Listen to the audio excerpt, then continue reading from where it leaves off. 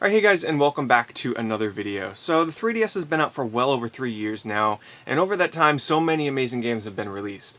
But unfortunately, most of the really good ones kind of went by unnoticed and just got pushed to the side as some higher profile games were released. So what I did was I went through my 3DS collection here and I picked out 5 games, both on the eShop and in retail, that I feel you guys should really check out that are some of the true hidden gems on the Nintendo 3DS. So what do you say we start with the first game? Here we go.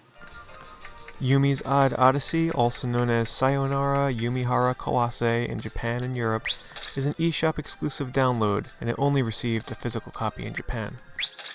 This marks the first time this series has ever been translated into English.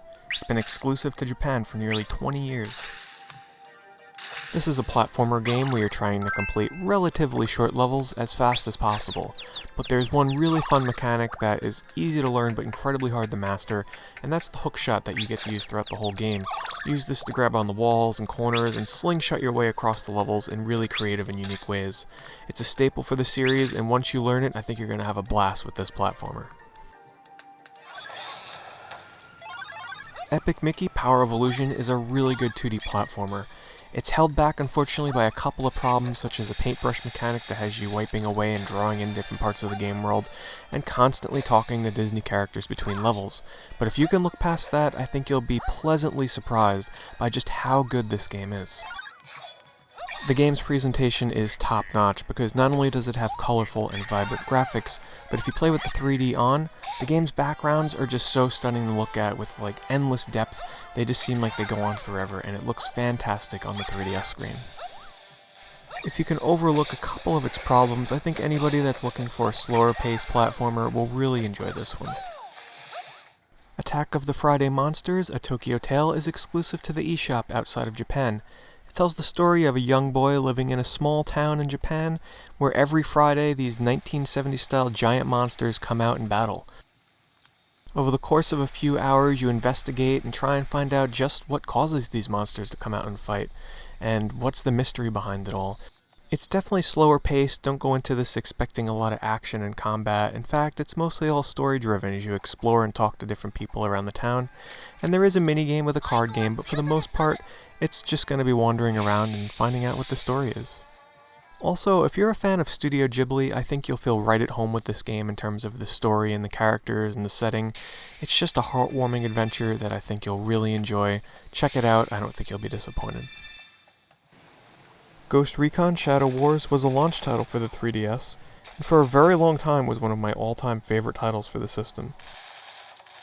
If you consider yourself a fan of series like Advance Wars or Fire Emblem or XCOM or any tactical turn-based game series such as those, you have to check out Ghost Recon Shadow Wars. The game is broken up into missions which allow you to choose different characters to bring with you into battle, which allow for a lot of different strategies for approaching different missions because you might have to decide between your healer and your sniper, or your character with stealth and your tanky character with a machine gun. There's a lot of strategy behind it all, and it's very satisfying to win a mission. While Shadow Wars doesn't really do anything to differentiate itself all that much from similar games in the genre, what I can tell you though is that the missions are varied enough to keep your attention for most of the game, and it offers just an overall solid experience for fans of the tactical turn-based RPG genre. Check it out. Released in Japan as a retail game, Kokuga made its way to the US and Europe as an eShop exclusive. The game was developed by G-Rev, most notable for releases such as Border Down and Under Defeat, and it was directed by Hiroshi Iuchi, most famous for working on games like Radiant Silvergun and Ikaruga, so needless to say, this game has quite the pedigree ahead of it. Unlike most shoot-'em-ups, instead of playing as a spaceship, you're playing as a tank. And for anybody that's played the Japanese exclusive Sega Saturn game Guardian Force, you'll be kind of familiar with the controls, as you use the shoulder buttons to aim which way your ship is going to fire, and then from there, dispatch your foes. Kokuga feels most unique in its weapon system, where on the bottom touchscreen you can select a different power-up, and then you'll be granted that ability for a limited time. These are finite, however, so if you spam them too much at the beginning of a stage, you're going to run out by the end of the level, so you gotta be strategic in how and when you use them. Aesthetically, the game is fairly repetitive. Most of the levels look the same, except for the level layouts. It's not necessarily a bad thing, because this game has a very arcadey feel to it.